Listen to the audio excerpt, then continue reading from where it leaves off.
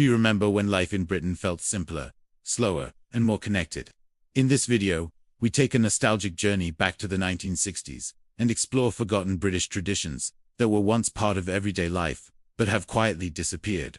From milk bottles left on doorsteps and knocking on friends, doors without calling to school, milk breaks, penny sweets, and families gathering around a single TV. These traditions shaped a generation and defined what it meant to grow up in post-war Britain. Whether you lived through the 60s or love classic British nostalgia, this video will bring back memories of community spirit, childhood freedom, and simple pleasures that modern life has left behind. In an age before smartphones and instant messaging, the sound of a sharp rap on the front door was the soundtrack to every childhood friendship. If you wanted to see your mate, you simply turned up at their house and knocked.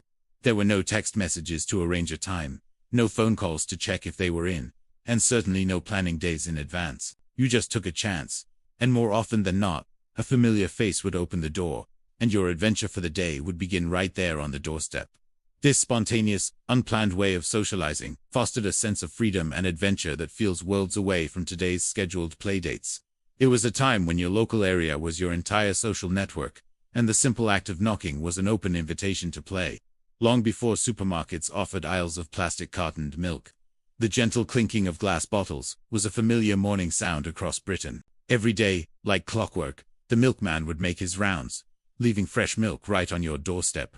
These glass bottles, with their distinctive foil tops, were a household staple. Sometimes, you'd find the foil had been pecked by opportunistic birds, particularly blue tits, who had learned to steal a sip of the cream at the top.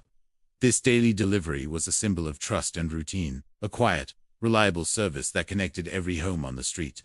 It was a simple, sustainable system that now feels like a charming relic of a bygone era. In the 1960s, the television was more than just an electronic device. It was the heart of the home, a modern hearth around which the entire family would gather. With only a couple of channels available, typically the BBC and ITV, viewing was a shared, communal experience. Families would settle down together in the living room to watch popular programs, from variety shows and dramas to the evening news. There were no arguments over what to watch on different screens in different rooms. Instead, television brought people together, sparking conversations and creating shared memories that lasted a lifetime. It was a time when a single flickering screen held the attention of the entire nation, uniting households in a nightly ritual. For children growing up in the 1960s, Saturday mornings meant one thing: the cinema club. Local picture houses would open their doors to hordes of excited youngsters who would flock in for a morning of entertainment. For a few shillings, you could enjoy a program packed with cartoons, adventure serials, and classic films. The atmosphere was electric, filled with the sound of cheering, booing, and the collective roar of children caught up in the on-screen action. It was a weekly escape, a place where kids could feel a sense of independence and community, all while sharing the magic of the big screen with their friends. These cinema clubs weren't just about watching films. They were a cultural institution that defined a generation's childhood weekends. In a world without email or instant messaging, the art of letter writing was an essential part of daily communication. People sent handwritten letters, not just for special occasions like birthdays or Christmas, but for everyday correspondence. Whether it was a note to a relative in another town, a thank you for a recent visit, or simply a letter to a friend to share news, putting pen to paper was the primary way to stay in touch. The anticipation of waiting for the postman and receiving a letter with familiar handwriting was a unique pleasure. This slower, more thoughtful form of communication required time and effort, making each message feel personal and significant in a way that a fleeting digital message rarely can. One of the most cherished memories of the 1960s was the freedom of outdoor play. Children had the run of their neighborhoods, with streets, parks, and nearby fields becoming their personal playgrounds. From dawn until dusk, they would be out on their bikes, playing football in the road, or disappearing for hours on adventures with friends. The rule was simple and unspoken: be home when the streetlights come on. Parents had a sense of trust in their communities, and children enjoyed a level of independence that seems almost unimaginable today. This unstructured, self-directed play taught resilience, social skills, and a deep connection to the world right outside their front door.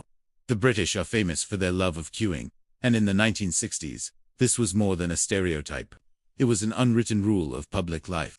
Whether at the bus stop, the butcher's shop, or the post office, people formed orderly lines and waited their turn patiently. There was a shared understanding that fairness and order were paramount.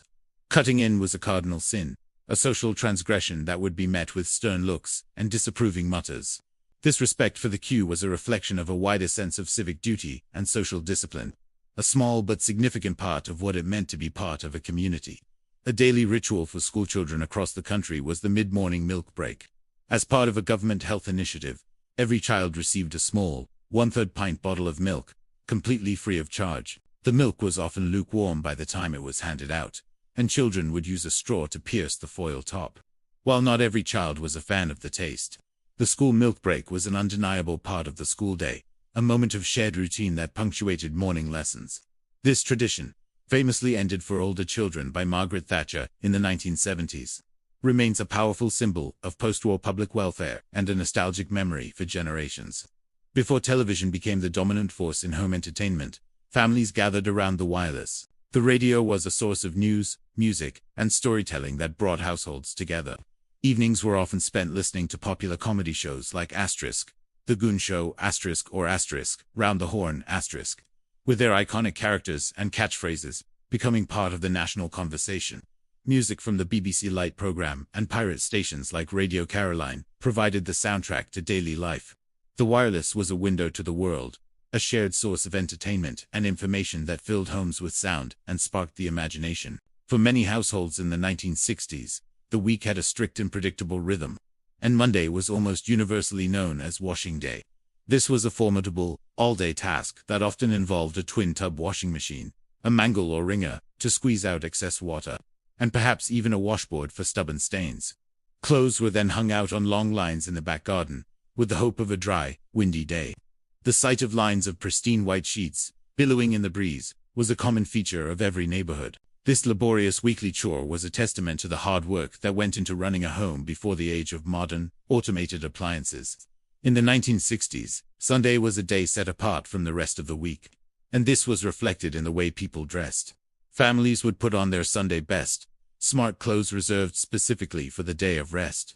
Men would wear a shirt and tie, women their best dresses, and children would be scrubbed and dressed in their smartest outfits.